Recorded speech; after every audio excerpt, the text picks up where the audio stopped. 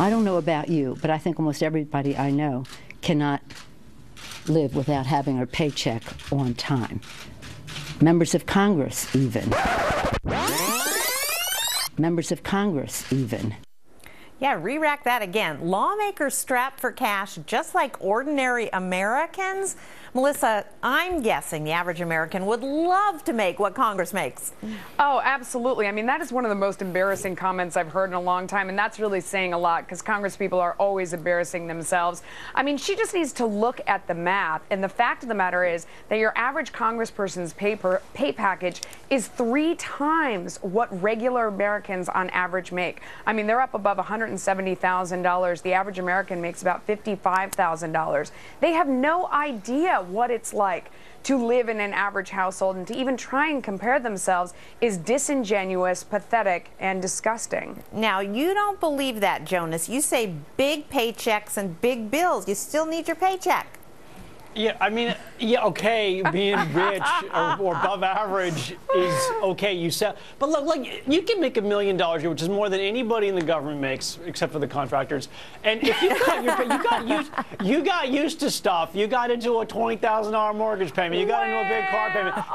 You can't just get out of that because you're as addicted to paycheck living as anybody else. You got to control your spending. Okay. Well, of course you should, but no people don't. And the reality is, no more Dom Perignon. Okay. No more handbags. Gary B., I know you feel sorry for Nancy Pelosi and her peers. Well, I think Nancy Pelosi needs to watch House of Cards. I mean, Frank Underwood was a congressman. He was living in Georgetown. I can't even afford to live where he was living. So he had it pretty good. I mean, look, you know, as Melissa said, they're getting about close to $175,000. They get a pension with as few as 5 years of service, for crying out loud. I mean, you're in Congress like a lot of these guys for 20, 25 years. You're retiring on a pretty nice pension. You can retire at age 50. And the other thing is, it's not just regular Joes in Congress anymore. I mean, you need a lot of money to be a congressman or a senator, even just to run the campaign. Do we feel sorry for him? Absolutely not. Nomi, do you?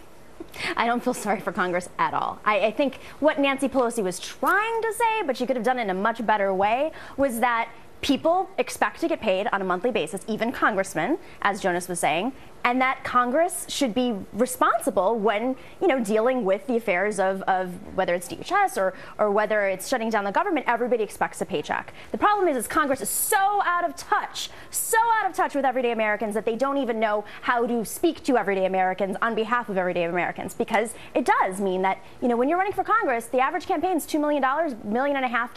Who's going to be able to raise that money? Rich people. That's why we have a bunch of rich congressmen. Okay, John, I can't wait to hear what you have to say about this. Somebody call a wambulance. Wham.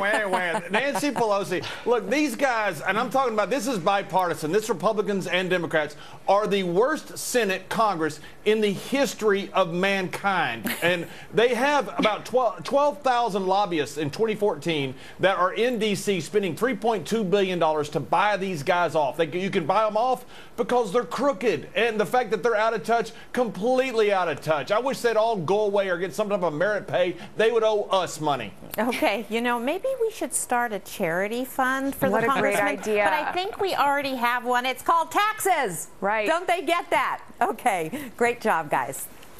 Cashing in just over an hour from now. Eric, what do you guys have coming up? Hi, Brenda. ISIS is growing, the terror threats here at home mounting, and the administration is all over the map on this. Are the mixed messages putting America and the economy in even more danger? Plus, the president kiboshed Keystone, but Hollywood elites are demanding even more, and what they want reeks of hypocrisy. Cashing in. See you at 11:30. Thanks, Eric. We'll be watching as always.